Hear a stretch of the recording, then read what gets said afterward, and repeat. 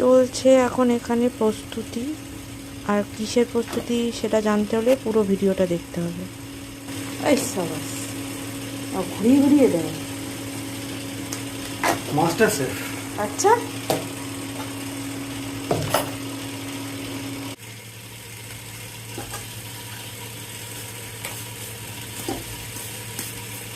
কি দিলেন শেফ দাদা?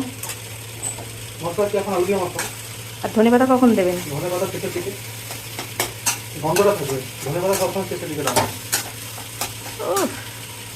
এগুলো ট্রিক বলা হয়, ঠিক আছে? টেকনিক। আজকালের রাঁধুনিরা কি জানবে এগুলো? আচ্ছা, আপনি আপনি কবেকার রাঁধুনি? আমি এক্সপিরিয়েন্স রাঁধুনি। আচ্ছা, কোথায় কোথায় রান্না করেছেন?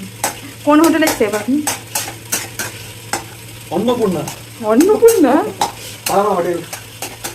এই হোটেল আবার কবে জন্ম নিল? যা, শেফের কড়াই থেকে আবার আলু চলে গেল। যাবে কোথায়? আলু যাবে শুধু পেটে। তা বলুন, আপনার এই তারামা অন্নপূর্ণা হোটেল কবে জন্ম নিল? এই ট্রাকওয়ালা খাবার দেখে খাইতে খাইতে। হায় রে, খাওয়াচ্ছে তো হালকা জল দিলে ভালো হবে। না, পাগল নাকি? এই নাকি মাস্টার শেফ? আলু পরোটা আলুতে বলতে জল দেবে, মানে সিরিয়াসলি? হালকা হালকা, just কেউ sprinkling হালকা না, করতে হবে। কোনো স্প্রিংক্লিং করতে হবে না, ওইটাই মাখাতে হবে। গ্যাসটা একটু কমাও। মাস্টার শেফেরও বাবা থাকে জানিস তো, বাবার থেকে সব জানতে হয়। এখানে একটু বাবার জায়গায় মা আর কি। আলু কি? দেখো, তুমি দেখো, তুমি না মাস্টার শেফ? ভালো হচ্ছে না? না, বাদাম হলে উপর থেকে উঠে যেত।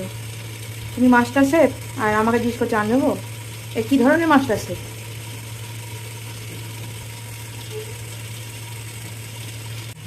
আগে তেলে ভাজতে হয় না? আগে সেঁকবি তারপরে?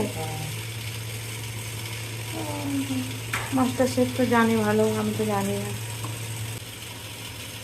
আমাদের শেফ বাবুর হাতই কাকি, খুন্তি লাগে না। ছোটোখাটো রাঁধুনিদের খুন্তি লাগে, তাই না? হ্যাঁ, কটা হয়ে গেল? কটা হবে? 4-5টা হবে। টোটাল 7 কাউন্ট করেছি তো। রিভিউটা দিতে হবে তো, শেফ বানিয়েছে বলে কথা। দারুণ, হেভি। কোনো কথা হবে না। কোনো কথা হবে না।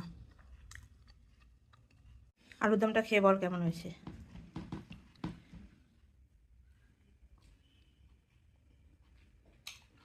কোনো কথা নেই, কম্বিনেশন হেভি লাগছে না এটা? ওই জন্যই এটা বানানো। আলু পরোটা, যদিও আলু পরোটা আলুর দম দিয়ে খাই না, তবুও বাঙালি তো, কি আর করবো। কোনো কথা হবে না। শুধু আচার দিয়ে আমি খেতে পারি না আবার।